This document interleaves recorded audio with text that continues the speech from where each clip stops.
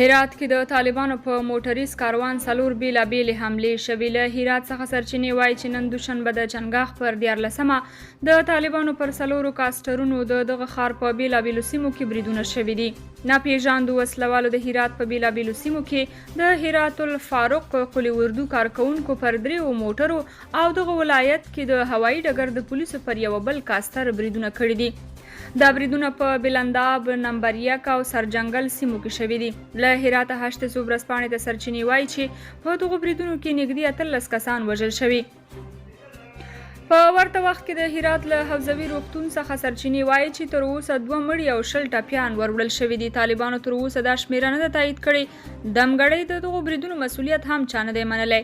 هرات ښار نظامي بڼه خپله کړې او د طالبانو رینجر موټرې پر واټونو لیدل کیږي.